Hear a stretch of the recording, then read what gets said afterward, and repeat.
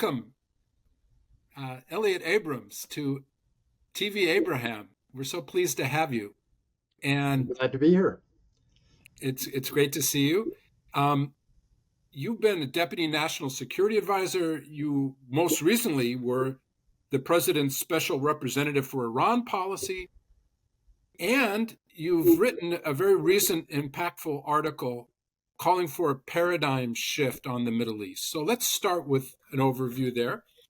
What is the paradigm that you want to shift away from, and what is the paradigm that you want to reach on the Middle East? The paradigm to shift away from is stability. Hmm.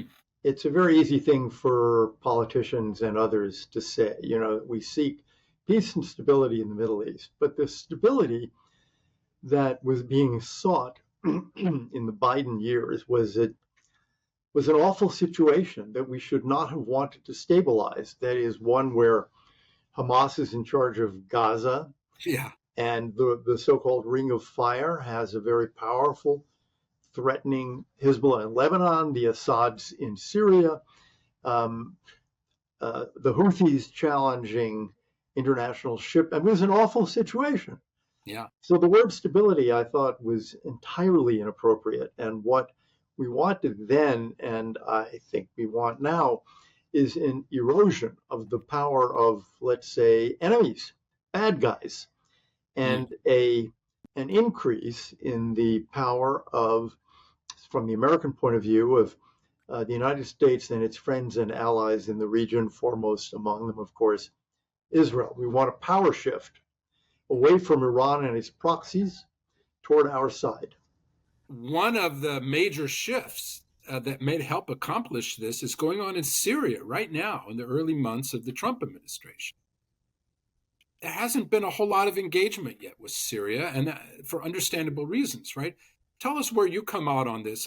This shadowy figure who's now, how should we assess him, and how do we keep Syria away from being part of this paradigm of the prior paradigm?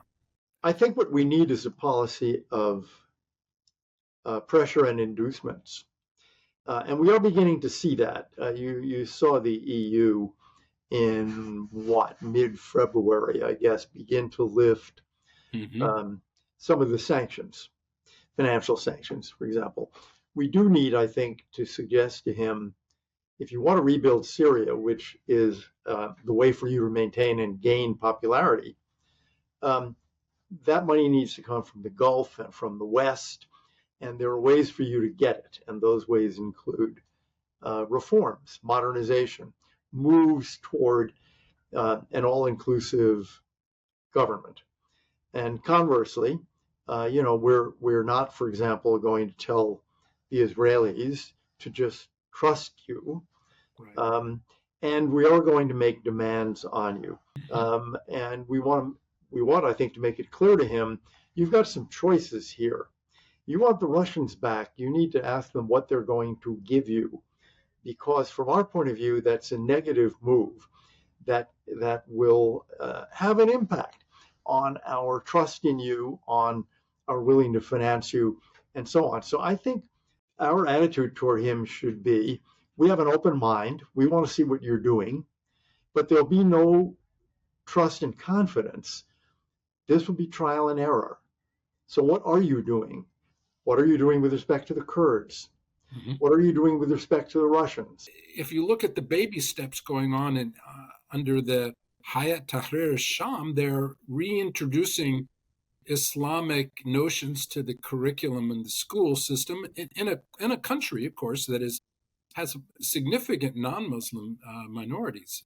Well, I'd say, rule of reason here, that is, it is a Muslim Arab country in the middle of the Middle East. Right. To insist that there should be 100% secularist government is something that we do impose on no one else. Right. Textbooks are very important, and we take careful looks at the reforms in Saudi Arabia, the reforms in the Emirates, which have been models, the failure to reform in some other places. And I think we should do the same in Syria.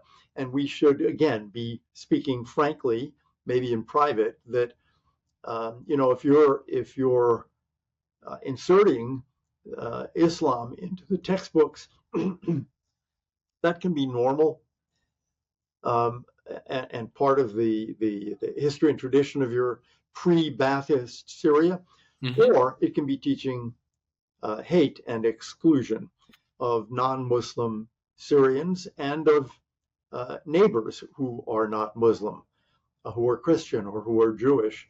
And we're going to judge you on that basis. So be careful. Israel has a problem in that its closest allies, both inside Israel and in Syria, and maybe in Lebanon as well, are the Druze. And the Druze are having nothing to do with this guy. What they will recall is the number of Druze, before he took over all of Syria, he had a track record as governor of Idlib province, where there were, in the mountains there, significant Druze communities, and they were persecuted.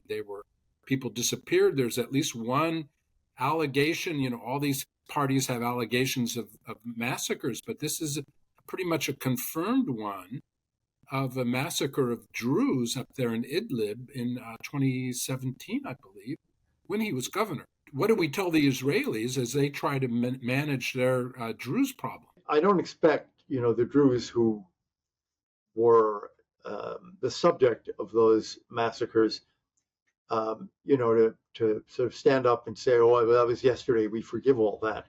Yeah.